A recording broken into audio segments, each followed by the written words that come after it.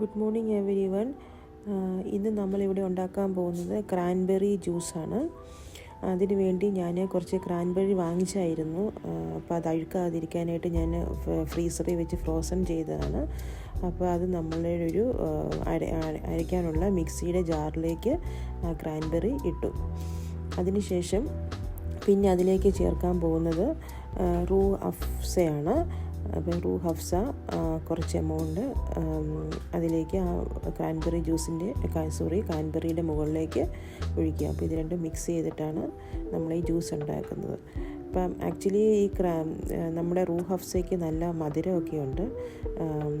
പിന്നെ ആവശ്യമാണെങ്കിൽ നമുക്ക് ഇതിൻ്റെ കൂടെ കുറച്ചും കൂടെ ഷുഗർ ആഡ് ചെയ്യാം. അപ്പം എനിക്കിച്ചിരി ഷുഗർ ആവശ്യമാണ്. എല്ലാവർക്കും ഇവിടെ വീട്ടിൽ നല്ല മധുരമുള്ള ജ്യൂസാണ് ഇഷ്ടം. അത് കാരണം ഞാനിതിൻ്റെ അകത്തേക്ക് കുറച്ച് ഷുഗർ ആഡ് ചെയ്യുന്നുണ്ട്. നിങ്ങൾക്ക് ഷുഗർ ഇല്ലാതെ വേണമെങ്കിലും ഇത് ഉണ്ടാക്കാം. അത് ഓരോരുത്തരുടെയും ഇഷ്ടം പോലെ.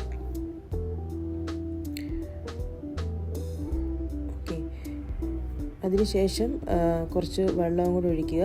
നമുക്ക് എത്രയാണ് പിന്നെ ജ്യൂസ് വേണ്ടത് അതനുസരിച്ചേക്ക് വെള്ളം നമുക്ക് കൂട്ടുകയും കുറയ്ക്കുകയും ചെയ്യാം. പക്ഷേ ഒത്തിരി ധാരാളം വെള്ളം ഒഴിക്കാതിരിക്കുക നല്ലത്. ആ ക്രാൻബെറിയുടെ ജസ്റ്റ് ലെവൽ ആകുന്നിടം വരെ നമുക്ക് വെള്ളം ഒഴിക്കാം. അതിനുശേഷം മിക്സി ഇട്ടിട്ട് നല്ലതുപോലെ അരച്ചെടുക്കുക.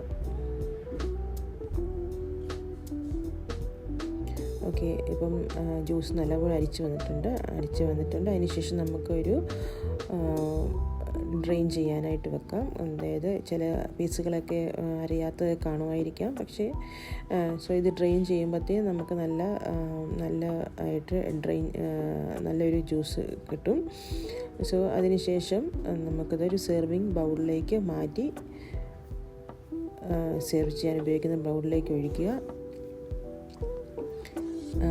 പിന്നെ നമുക്കൊരു മിൻറ്റ് ലീഫൊക്കെ വെച്ചിട്ട് അലങ്കരിക്കാം.